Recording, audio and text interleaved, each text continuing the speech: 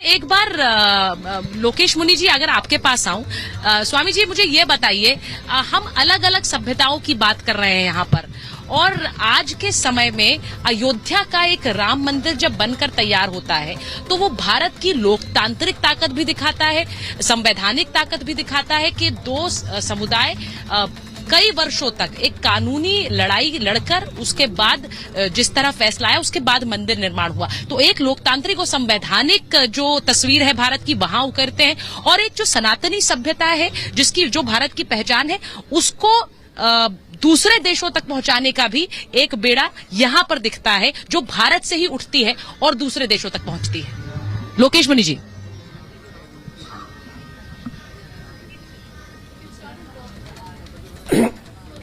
नहीं, बिल्कुल ठीक कह रही हैं आप। भारत देश जो है वो संविधान में विश्वास करता है, और हमारे संविधान के अंदर और संविधान के साथ साथ हमारी सनातन परंपरा जो है, इस देश ने वसुधैव कुटुंबकम की बात कही है, सर्वे भवन्तु सुखिने सर्वे सन्तु निरामय की बात कही है।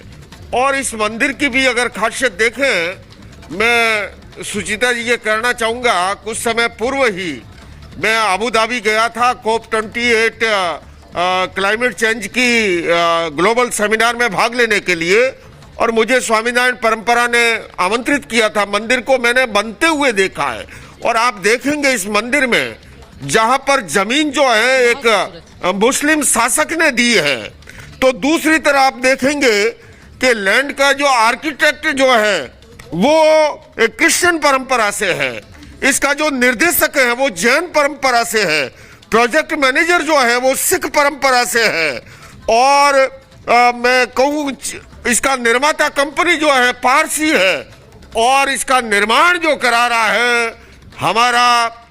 हिंदू वाप्स स्वामीनारायण परिवार। मैं आज के दिन महंत स्वामी जी को, ब्रह्मविहारी स्वामी जी को बहुत बहुत बधाई देना चाहता हूँ, और मैं प्रधानमंत्री जी का अभिनंदन इस बात के लिए करना चाहता हूँ कि एक इस देश को ऐसा विजनरी नेतृत्व मिला कि उन्होंने इस तरह के दरवाजे खोले। कोई कल्पना ही नहीं कर सकता था कि दुबई अबू धाबी के अंदर कभी हिंदू और सनातन मंदिर का निर्माण होगा, लेकिन अब देख रहे हैं गुरुद्वारे का निर्माण हुआ। आने वाले दिनों में जैन मंदिर का निर्माण भी आप देख पाएंगे। मेरा वहां के राष्ट्राध्यक्ष से जब मुलाकात हुई COP20 के दौरान, मैंने उनको बहुत बहुत बधाई दी उनकी दरिया दिली के लिए। तो सचमुच में आपने ठीक कहा कि भारत संवैधानिक मूल्यों में विश्वास करता है, लोकतंत्र का सबसे बड़ा मुल्क है ये, लेकिन किसी भी देश के लिए कोई देश बाजार हो सकता है, हमारे लिए एक परिवार है,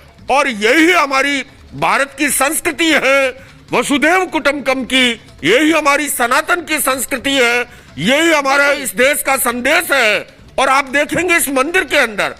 आप देखिए मंदिर में एक और जहाँ रामायण है, महाभारत है, गीता जी है, गंगा है, यमुना है। मुझे लगता है कि हमारे दर्शकों के लिए एक बोनस की तरह हो गया, क्योंकि आपने यहाँ पर उस समय दर्शन किए जब निर्माण चल रहा था। आपने बताया कि कैसे अलग अलग धर्म के समुदाय के लोग यहाँ कंस्ट्रक्शन, यहाँ निर्माण कार्य से जुड़े रहे हैं। मैं इसीलिए कहती हूँ कि यहाँ जब एक मुस्लिम देश में एक हिंदू मंदिर बनने की बात आती है, लोग बार बार ये सवाल क्यों उठाते हैं कि ये क्यों अहम होता है कि एक मुस्लिम देश के अंदर एक हिंदू मंदिर बन रहा है, क्योंकि यहाँ यूनाइटेड अरब एमिरेट्स जैसा एक मुस्लिम एमिरेट देश अपनी सभ्यताओं को लेकर और अपने कानून को लेकर हमेशा बहुत सख्त रहा है।